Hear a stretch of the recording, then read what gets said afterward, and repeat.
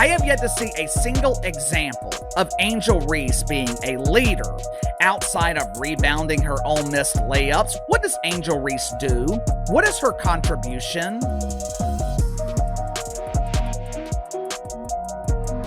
You tell me, because I'm not seeing it. I know I'm harsh on Angel Reese, but she considers herself a star. If you're going to call yourself a star, I expect you to perform like a star, especially in big moments. Caitlin Clark was injured. Angel Reese was the only star on the court last night. And for 27 minutes, she completely disappeared. Angel Reese just delivered the most embarrassing performance of her career. And it happened on the biggest stage in basketball. Under the bright lights of the United Center, the largest arena in the NBA, with a sold-out crowd and a national say. Audience on primetime TV, Reese managed just 4 points on 2 of 7 shooting as the Indiana Fever demolished the Chicago Sky by 27 points. But here's what makes it even worse. The Fever did it without Caitlin Clark, without Sophie Cunningham, and without their head coach. And the moment that truly sealed Reese's humiliation? We'll break it down in this video, because Caitlin Clark did something on live TV that's now being seen as putting Reese firmly in her place. If you're here for that moment and you're ready to see how Caitlin embarrassed Angel Reese without even stepping on the court, drop a "Fire the Baby Giraffe" in the comments. Let's get into it. Next. Oh, there's a lot of reaction coming in from last night's drubbing, destruction, annihilation, cremation, whatever you want to call it, roasting, sauteed, whatever your form of cooking may be. But the Indiana Fever absolutely dismantled the Chicago Sky. You know a player's star power is in question when ticket prices drop to the cost of a gas station candy bar. This game at the United Center was supposed to be Angel Reese's big moment. The chance to prove she could carry viewership and pack an arena without Caitlin Clark as the main draw. The Chicago Sky had been pushing the narrative all season that Reese was just as much of a box office attraction as Clark, that fans were showing up to see her too. But based on the turnout and the buzz, or lack of it, that claim is starting to fall apart.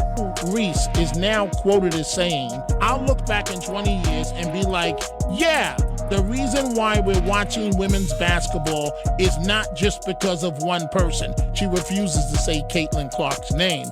"It's because of me too, and I want you to realize that." Hit like a freight train. The moment Caitlin Clark was ruled out with a quad injury, ticket prices collapsed, dropping from premium levels to just $3. Yes, $3. You can't even buy a decent coffee for that, yet that's what people were willing to pay to see the Angel Reese play at the United Center. And this wasn't just a minor dip. These were tickets that had been priced like a marquee matchup. 2 of the WNBA's rising stars head-to-head in a primetime showdown. But the instant Clark's absence was confirmed, the bottom fell out of the secondary market. Scalpers couldn't give the tickets away. Fans who had been hyped for the game, suddenly uninterested. It's now painfully clear there's only one true draw, and it's not Angel Reese. Last night was somewhat of a big moment for Angel Reese and the Chicago Bravado. For starters, the WNBA moved the game out of the local dump the Bravado usually play in and relocated to the United Center, which is the largest arena in the NBA, holding over 20,000 people. Now, to their credit, there seemed to be a good crowd in the United Center last night. I had someone who was at the game send me a few pictures, and most sections seemed to be filled. It wasn't a sellout, but there was supposedly over 19,000 people in attendance. Of course, it's easier to draw a decent crowd when tickets are selling for $3 hours before the game starts. Social media told the whole story. Fans flooded timelines with screenshots of $3 tickets, laughing emojis in tow, joking that they could take their entire family to see the Sky play for less than it costs to park. The hype that had been building for this United Center showdown deflated faster than a punctured basketball. Let's be real. This was supposed to be Chicago's moment. The Sky had been hyping Angel Reese all season, saying she brought her own fan base, that she was the appointment television, that people tuned in specifically to watch her. But when Caitlin Clark was ruled out and the spotlight shifted, the market spoke loud and clear. She's not the reason people are buying tickets. And sure, Angel Reese showed up in a headline-making outfit, but by the end of the night it was clear that outfit made more of an impression than her game. What an outfit Angel Reese was rocking. She put a lot of time, a lot of effort into making sure her ensemble was on point. Are my boots matching my jacket? Are my gloves matching my hat? Angel Reese put in tons of time for this outfit, which begs the question, does Angel Reese put in more time in her outfits for the pre-game catwalk, or does she put in more time to actually get better at the game of basketball? Now compare this to previous games where Caitlin Clark's presence sent ticket sales through the roof and packed arenas to capacity. Fans would line up hours before tip-off just to catch a glimpse of Clark warming up. The energy? Electric. You had people in the crowd yelling, "Hey Caitlin, can you sign my jersey? Hey Aaliyah, can you sign my shirt? Hey Sophie, can you sign my picture?"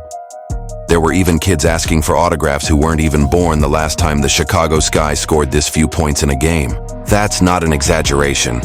The Sky's 52-point performance was their lowest since 2011. We're talking historically bad. Even Chicago's own fans felt the difference. With no Clark matchup to look forward to, the vibe shifted from high-stakes excitement to low-energy obligation. People who had been planning watch parties for this primetime showdown suddenly had other plans for their Friday night. The $3 ticket fiasco? That wasn't just a market fluke. It was the first warning sign. The beginning of Angel Reese's worst nightmare playing out live under the national spotlight. Those $3 tickets didn't just reflect a lack of interest. They predicted exactly what kind of performance we were about to see from Chicago's so-called superstar, Angel Reese. Part 38. When life gives her lemons, she builds bricks. Bang PSA. Anyone still buying the hype? Might want to check the scoreboard. Watching, she is right-handed. Right-handed by the way he missed the rim by 3 feet, man. I gotta say, this is my favorite summer sitcom, Pan Buttercon. Here's a stat. She's been blocked 20 times and she's only made 21 hoops. What, 4 points on 2 of 7 shooting in 27 minutes on primetime TV. This is how you destroy your reputation in real time. The United Center was hosting its first ever WNBA game. CBS had cleared their primetime schedule with no competition on television and a sold-out crowd packed the biggest arena in the NBA, expecting fireworks. Instead, they got to watch Angel Reese have what analysts called a disaster class and complete collapse on the sport's biggest stage. A matter of fact, this might have been the first WNBA game broadcast on CBS in primetime. If it's not the first, it's one of very few. This was a big moment. I'm sure the WNBA would call it Historic Angel. Reese is playing in an NBA arena in primetime on network television on Saturday night outside of regular season baseball. Maybe the College World Series, there was no competition on television. The eyes of the sports world were focused on Angel Reese in the WNBA, and Angel Reese once again proved why no one is watching her. Let's break down just how bad this performance really was. Reese managed only 4 points while missing 5 of her 7 shots, including 2 embarrassing missed layups that had the crowd groaning. One of those attempts got blocked entirely, and the cameras caught every moment of her visible frustration as the game slipped away for someone who's been pushed as Chicago superstar and supposed box office draw. This stat line was absolutely brutal. Caitlin Clark is averaging more assists per game than Angel Reese is. Averaging points per game this season, 9. 3 points per, assist per game, 9. 3 assists per game. Let me just bring it up to 9. 1 points per game. You know what made this even worse? Reese looked completely lost out there. She made poor decisions, seemed overwhelmed by the moment, and appeared to have no answer for Indiana's defensive pressure. The cameras didn't miss a single frustrated headshake or disappointed gesture as shot after shot clanged off the rim. Another diabolical stat, she's 190 of 59 from less than 5 feet away. How about that? Man, she should work at housekeeping for hotels because she could turn it over quickly. Lost by 27, scored only 4 points against the Indiana Fever dimension. No. Oh. Caitlin Clark, no problem given, go a given, no shot of working. You prefer a car or plane for what for? How you want to travel? That's too many steps and you can't do that. This wasn't just missing a few tough shots.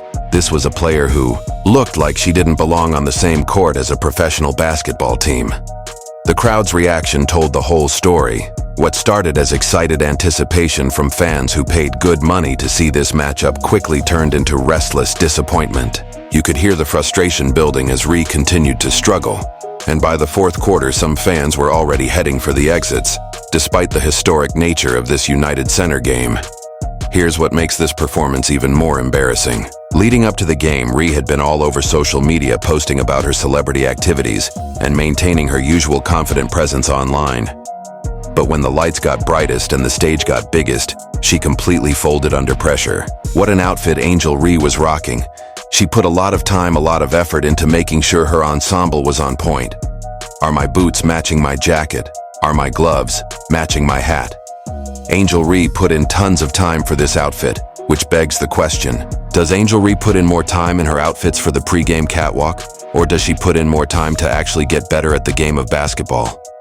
The Sky offensive struggles went beyond just Reese, though her failures stood out as particularly painful to watch. No Chicago player reached double figures in scoring, and the team managed only 52 points, their lowest total since 2011.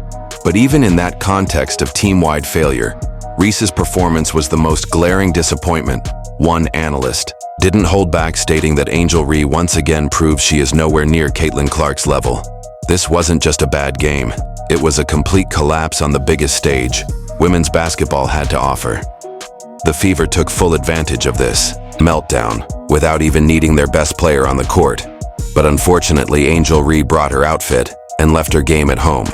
She brought the nice hat, she brought the nice boots, she brought the nice jacket, she brought the nice gloves. But unfortunately, she left her game at home. 4 points, 12 rebounds, 2 assists in 27 minutes of action. A minus 23 turnovers as the Chicago Sky. Without Kane Clark, without Sophie Cunningham, without Stephanie White. This wasn't Angel Reese's first public humiliation against the Fever. It's becoming a disturbing pattern that started months ago. Let's take you back to May 17th, when the Indiana Fever absolutely destroyed the Chicago Sky, 93-58, at Gainbridge Fieldhouse. That 35-point blowout wasn't just a bad game, it was the beginning of what would become Angel Reese's worst nightmare against Indiana. Angel Reese gets up. AI Boston shoves it, gives it a little stiffy. Hey, don't come at Caitlin, but look at her. Angel Reese upset.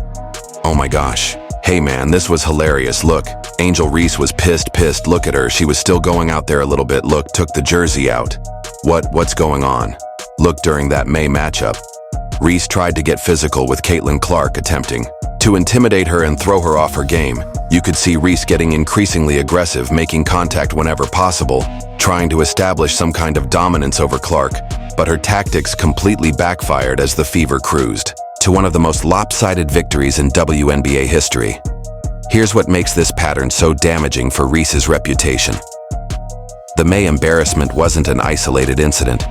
It was the first chapter in what's now become a completely one-sided rivalry. The Fever are 2 against Chicago this season, and both games have been absolute blowouts, both times.